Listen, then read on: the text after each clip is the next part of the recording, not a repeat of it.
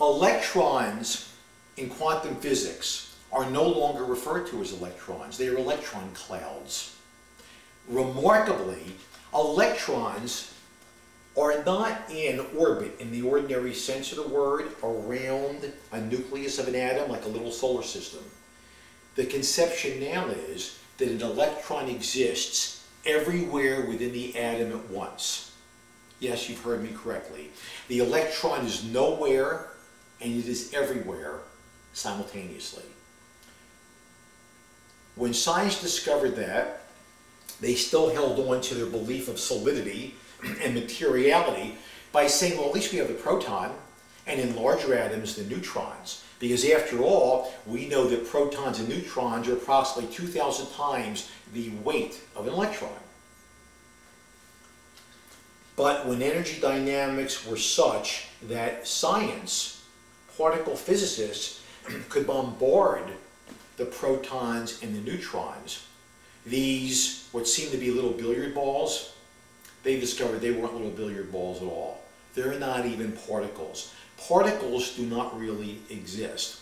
What happens when you bombard a proton or a neutron, and remember, everything you can see, touch, feel, taste, including your body, everything that has existed, so-called physically, everything that will ever exist physically, from the moon to a teaspoon, is made up of protons and neutrons and electrons.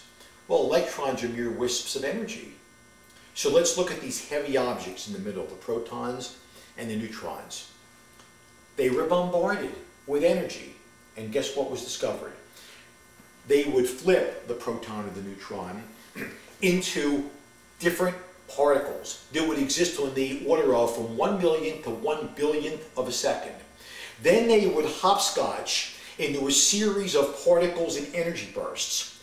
And then they would come back together again and split apart again. They would flip into other brand new particles.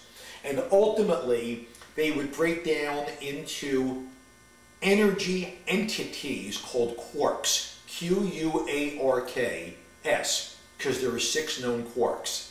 So when these so-called solid little objects at the base of the atoms, or center of the atoms, were bombarded, they keep breaking into smaller so-called particles, and then they disappear in energy.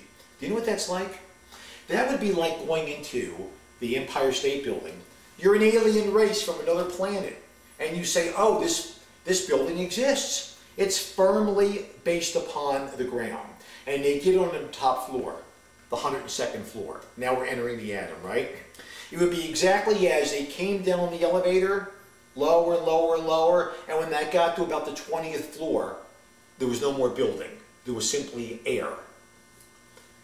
All matter, so-called matter, in this universe is, in truth, composed of energy. And I would propose, beyond energy, it's composed of something living. It's composed of living consciousness.